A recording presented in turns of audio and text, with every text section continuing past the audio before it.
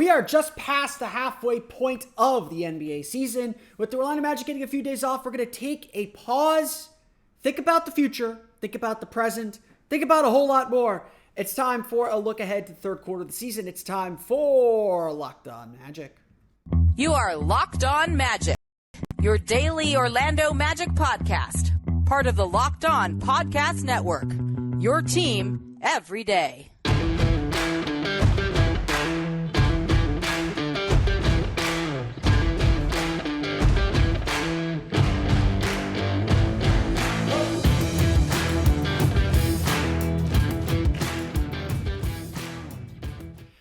And you are indeed Locked On Magic. Today is January 18th. It'll be January 19th, 2023.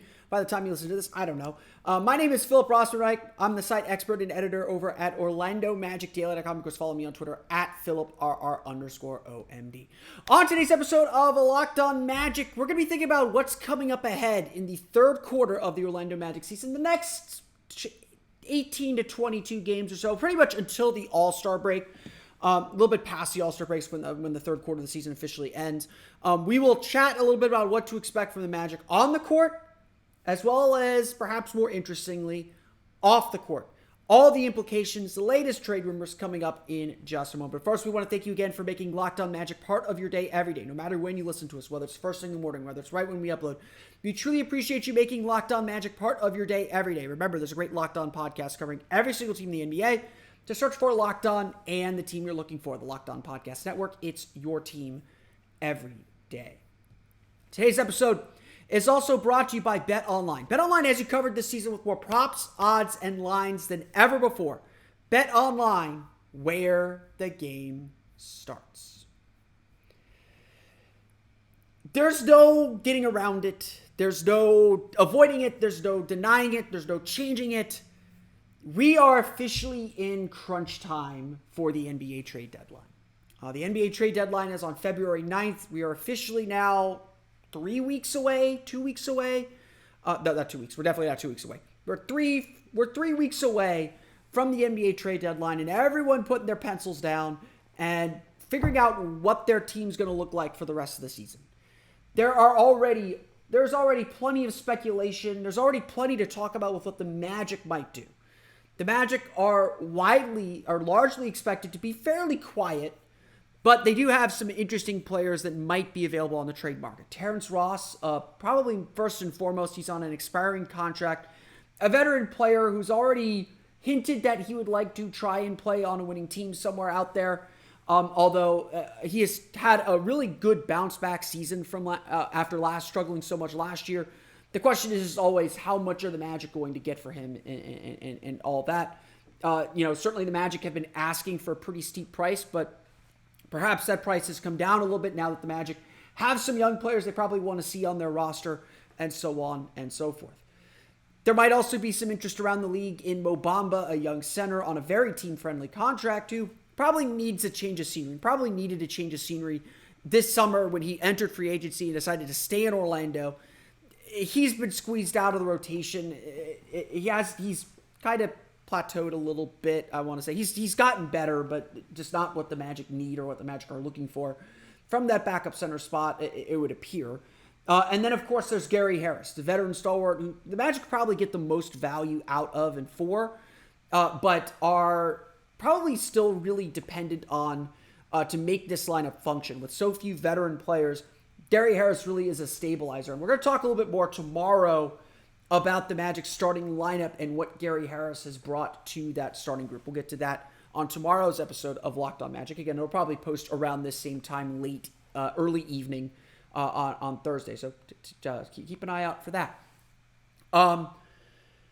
Those are really the three main players for the Orlando Magic at the trade deadline. And so obviously the question for the Orlando Magic is, what are they going to do at the deadline? Are they going to make a splash? Are they going to be active at the deadline? And like I said, I think they will take calls. I think they will listen to things.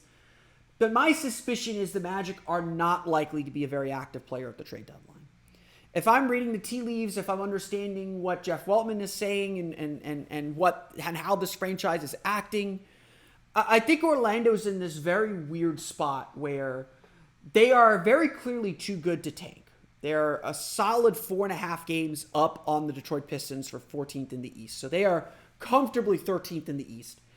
They're 4 games back of the play-in tournament, of the finals of the Chicago Bulls for that final spot in the play-in tournament, which is probably too far back to really make an aggressive move. And the play-in, as Jeff Waltman has said, he's not here for the sugar high of mediocrity. He doesn't want to just make the play-in tournament. He wants to build something that's going to get there and go beyond. And so clearly, the Magic are a team on the ascent. Everyone kind of feels and sees it coming. But this team still has a lot of work to do and a long way to go to get there. So it's a tricky spot for the Magic. I would often say that the trade deadline is about buyers and sellers. It's about teams that are just short of what their goals are, whether that's winning a championship, whether that's making the playoffs, just short of what their goals are, trying to find out on the market something to get them over the top. They're buyers. And then there's sellers, teams that have disappointed or not reached expectations, or franchises like the Magic were a few years ago at a crossroads who are ready to hit the reset button or need to clear cap room to set themselves up for the summer. The Magic are frankly neither. They're neither a buyer nor a seller. They want to be a buyer eventually, and they're getting closer to that mark. And again, I think this offseason is going to be the opportunity to get some stuff done. The Magic are closer to a buyer, but they're looking at their record, looking at what they've developed, looking at where they are, they have to feel pretty comfortable with what they're doing and where this team is. And so they're not quite a seller either. Like I said, the only players that the Magic are probably really seriously considering trading are players that they've already concluded they don't need. Terrence Ross, veteran, they're probably not going to resign. If they could get something for him, great. Personally, I'm a little skeptical about what a second-round pick or what late first-round picks are going to do for this organization, for this franchise right now, especially with so many young players and so few roster spots. I'm not inclined to believe that Terrence Ross is going to get very much, and it wouldn't surprise me if he gets bought out at the end of the deadline. Mo Bamba is a player that's the third center on this team and has fallen out of the rotation in a very significant way. So again, RJ Hampton is a player fallen completely out of the rotation, a young player that maybe gets something, who knows? But this is not a team that is looking to sell off any major players. Even a player like Cole Anthony, who's struggling a little bit this year, has enough potential that they can convince themselves at least to stick around and see what he looks like, or still stay invested in him. I don't think would it surprise me if the Magic do find a deal for Cole Anthony? No, but I don't think that's going to happen. Really the only way that the Magic might act this even beyond that, even looking to setting up the offseason, the Magic don't need to do that either. The Magic are one of the few teams that are going to have cap room. They could open up somewhere around $30 million in cap room this offseason if they want to, with all the various non-guarantees and contracts they have. They don't need to kind of maneuver things around to set up their offseason.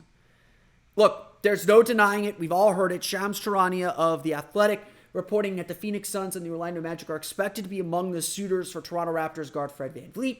The Raptors are indeed a team that is selling, or it appears that they are a team that is selling. They've kind of peaked and hit their ceiling as an organization. They need to maybe mix things up, either center their team around Pascal Siakam or Scotty Barnes, kind of reshape the roster a little bit. They're probably about to lose Fred VanVleet. There's at least a decent chance that the Raptors move Fred VanVleet just to get something in return for him and begin to set up the next phase of that franchise. Now, would the Magic be the ones to do that immediately? I don't know. A lot of Magic fans have their hearts set on Gary Trent Jr. as a potential free agent this offseason too. The Magic have the money to sign those guys if they want them. Now, they could go out and get them now, get their bird rights, whatever it costs to get them, whatever. That's certainly part of the equation and part of what's going to happen here at the trade deadline. Like I always say, I don't really care about specific rumors. I care about what those rumors say about what the Magic might be thinking or what this team might be thinking. Obviously, I think we can all sense that the Magic's biggest weakness right now is at guard. Markelle Fultz is a solid game manager and guard, but Gary Harris, Cole Anthony, Jalen Suggs are struggling to score. And so certainly guard depth is a major concern. Shooting depth is a major concern, which Fred VanVleet and Gary Trent Jr. would assumedly provide some relief into. So there is some connecting the dots here. The Magic do have money. They should be feeling a little bit aggressive. They should be feeling like they can push the envelope a little bit. But is that going to happen at the trade deadline? My gut reaction tells me no. And I know I'm a little conservative. I'm a little hesitant to say the things that teams will do things. And honestly, like most of the things that happen at the trade deadline are not the things that we predict. It's not the obvious thing. Stuff that gets to the press is usually a couple steps behind in the process. If in my experience, like if something's getting to the press, there's a reason it's getting to the press. So my usual warning about trade deadline rumors persists. We don't know what the Magic are going to do or how the Magic are going to act, but they do have the chance to be splashy and to set themselves up well. I just feel like the main goals for the second half of the season aren't served by making any trades. So what other questions do we have for the Magic now for the next 20 games for the second half of the season? Well, that's all tied up into this trade deadline discussion. We're going to chat a little bit about that, about the Magic's goals and how they fulfill those goals coming up here in just a moment. But first, a quick word from our pals at Rocket Money. If your New Year's goals are to manage your budget better and save money, then say goodbye to last year's outdated, disorganized methods for doing so. And say hello to Rocket Money, the better way to hack your finances in 2023. Rocket Money, formerly known as Truebill, is a personal finance app that finds and cancels your unwanted subscriptions, monitors your spending, and helps you lower your bills all in one place. More than 80% of people have subscriptions they forgot about, like that streaming service you bought to watch just one show on, or that free trial that you never even used. Rocket Money will quickly and easily identify your subscriptions for you so you can stop paying for the ones you don't want. Rocket Money makes canceling subscriptions as easy as a click of a button. Simply find the subscription you don't want and press cancel. It's really that easy. And Rocket Money will cancel it for you. No more long hold times with customer service or tedious emailing back and forth to get your subscription canceled. And, sometimes when you do that, they charge you for the next month anyway. More than 3 million people have used Rocket Money, saving the average person up to $720 per year. So stop throwing your money away, cancel those unwanted subscriptions, and manage your expenses the easy way by going to rocketmoney.com/LockedOnNBA. That's rocketmoney.com/LockedOnNBA. Again, rocketmoney.com/LockedOnNBA. The trade deadline is obviously a big storyline for the rest of the season. Though not going to deny that, not going to turn that around, but really it's of a piece of what the story is for the rest of the year. And of a piece for what is going to happen now, what's going to happen next for this Orlando Magic team. The big question, I think, for the Orlando Magic for the next 20 games especially, this third quarter of the season, so until about the All-Star break, is can the Magic stay in the postseason chase? I think organizationally, Jeff Weltman, Jamal Mosley, the guys in the offices, they aren't going to talk about the postseason so explicitly. Because, and I think this is the right approach for them, because for them, this season is not about the playoffs. It's not about the playoffs, not about the postseason, not about the play-in. I'm using postseason because the play-in isn't technically the playoffs yet. It's a thing. But this season is not judged by whether they make the postseason or not. This season was always going to be judged based on internal improvement, development. However you want to describe that, winning is part of that equation. Now the players, it's a very different story for the players. The players do talk postseason. They do know where they sit in the standings, 4 games behind the Chicago Bulls for that 10th seed, by the way. They do know where they sit in the standings because to them, this is the carrot. So, taking it all into consideration, a huge goal for the Orlando Magic this season was to play meaningful, competitive games later into the season. At this time last year, we were already counting ping pong balls. We were already on Tankathon. We were already doing lottery spins. the season was over beyond just how good is Franz Wagner really? Can Cole Anthony get back to where he was in the first quarter of the season? Will Jonathan Isaac and Markelle Fultz come back? That's what we were talking about last January. This January is different.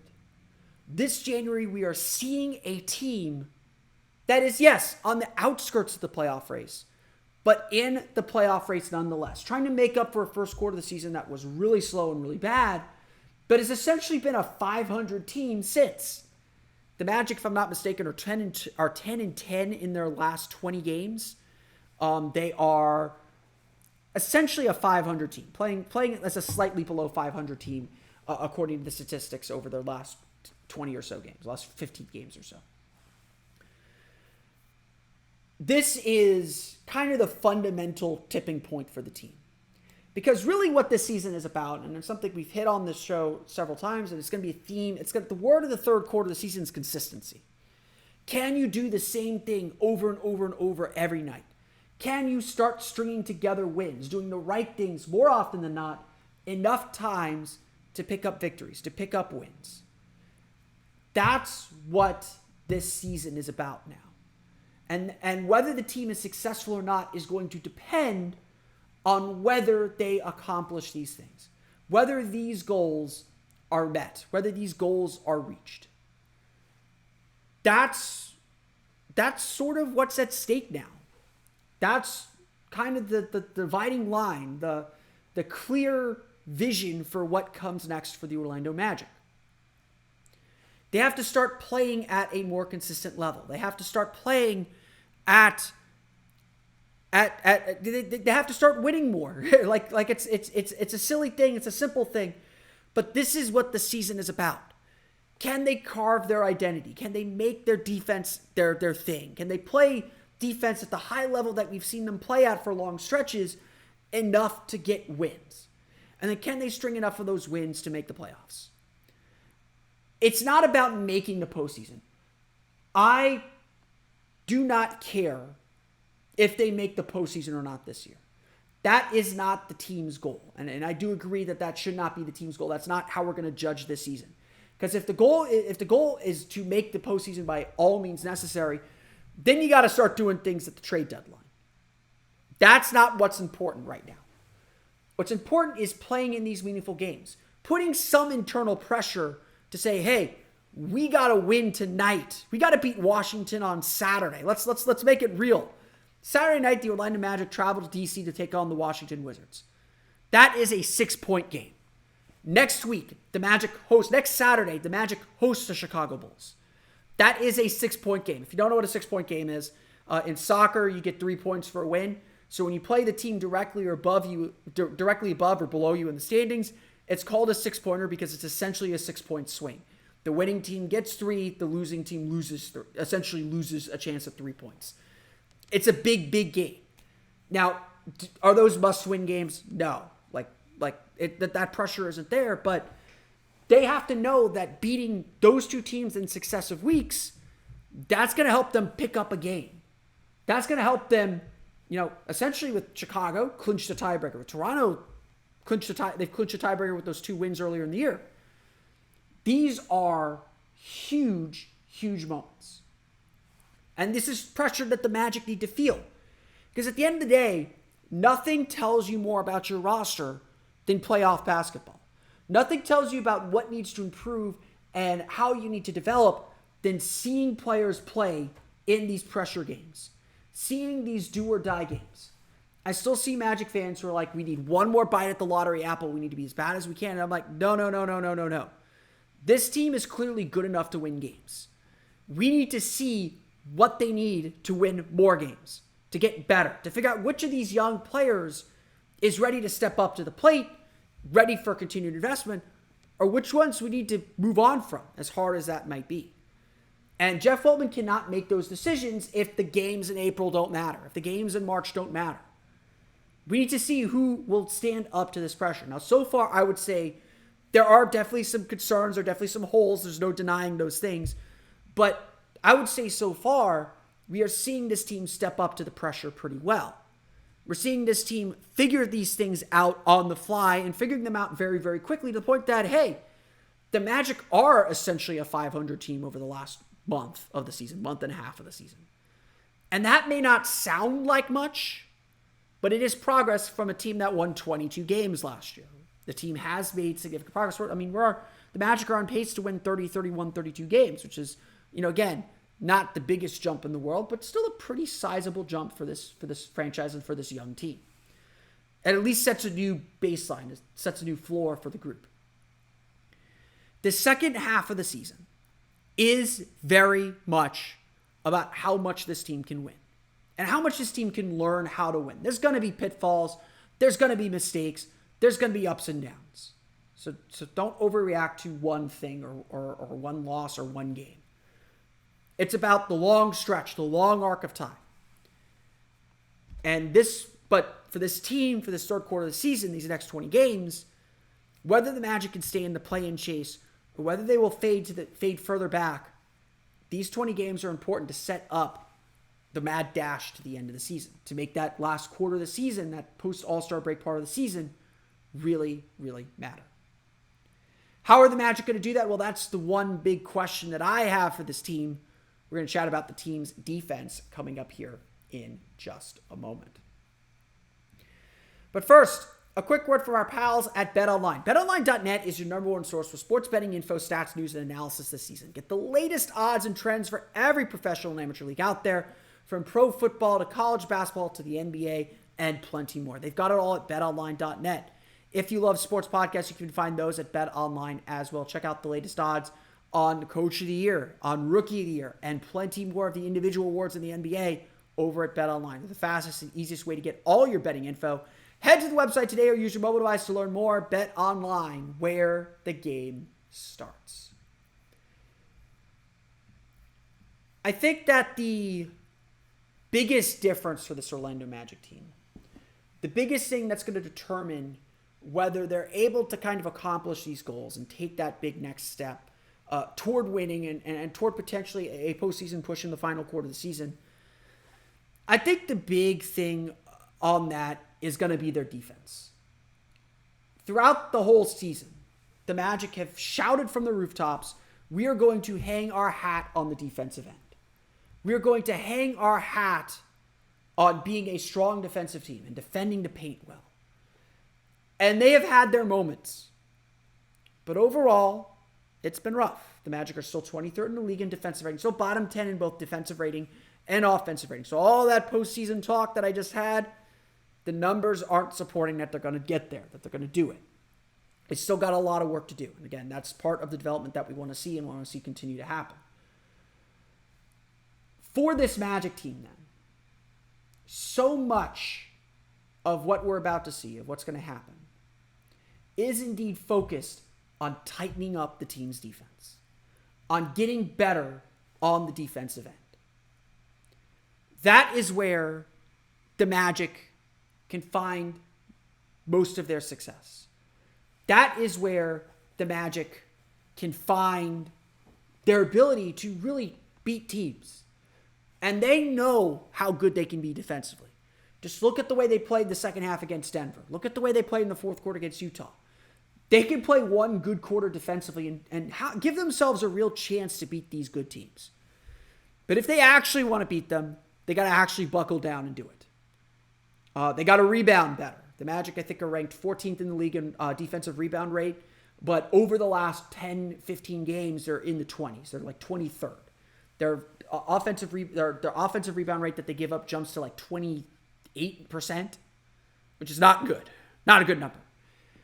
They got to do better defending without fouling. While the Magic are middle of the pack as well in opponent free throw rate, they seem to foul at the worst times. They seem to give up fouls in bunches, and when their defense struggles, you can bet opponents are getting to the foul line. One of the big keys to watch for in Friday's game against New Orleans is very good at getting to the foul line, just like Orlando is. Very good at getting to the foul line. And honestly, this is the hardest thing for most young teams to understand.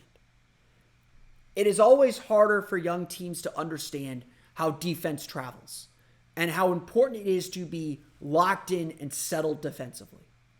Because if you're locked in and settled defensively, that makes offense easier. Now, I would argue that for most of the season, Orlando's half-court defense has been pretty good. Where they've run into troubles when they miss shots, they're late in transition. That's when they get a little disorganized and discombobulated. But then again, their offense is fed by their defense. When they're defending well, they get out in transition more, they get better shots, they're feeling better. But when they're missing shots, their defense can be significantly weakened too. It's all connected. It's hard to separate the two. They're all connected. The bottom line for this Orlando Magic team is, though, they're only going to go as far as their defense takes them. When they were on their win streak, they had a top 10 defense. We talked about it toward the end of last season, how having a strong defense was the key to this team taking a big step forward. It's still that way. And if the Orlando Magic want to take that big leap, if the Magic want to be a team that challenges for a postseason spot, they're going to have to defend a whole lot better. Those are my big questions for the third quarter of the season. Of course, when Jonathan Isaac's going to come back is a big one. I do wonder as well about how big of a presence Paolo Banchero and Franz Wagner will have at the All-Star game and how soon they'll be in the Sunday game. That's probably not going to be this year. But you can check out all these questions over at OrlandoMagicDaily.com. We'll be diving deep into the third quarter of the season. Getting back to the Magic as they practice today. We'll talk a little about what they talked about over the past 2 days of practice on tomorrow's episode of Locked On Magic. But that's going to do it for me today. I want to thank you all again for listening to today's episode of Locked On Magic. Sorry for coming out a little bit late. I did get my computer back, so you could probably tell the audio quality is better. The video quality is better for those watching on YouTube. So thank you for sticking with me through one episode on my backup computer. My computer's battery is fine. It's all good now. But I want to thank you all again for listening to today's episode of Locked On Magic. Of course, find me on Twitter at @PhilipRR_OMD. Subscribe to the podcast on Apple Podcasts, Stitcher, TuneIn, Himalaya, Google Play, Spotify, Odyssey, and all the fun places to download podcasts to your podcast-enabled listening device. For the latest on the Orlando Magic, be sure to check out OrlandoMagicDaily.com. You can find us there on Twitter at @OMagicDaily.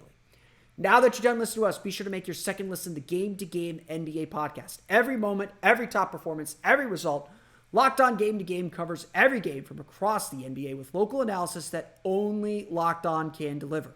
Follow Game to Game on Locked On NBA, available on the Odyssey app, YouTube, and wherever you get podcasts. That's going to do it for me today, though. I want to thank you all again for listening to today's episode of Locked On Magic. For Orlando Magic Daily and Locked On Magic, this has been Philip Rossman-Reich. We'll see you all again next time for another episode of Locked On Magic.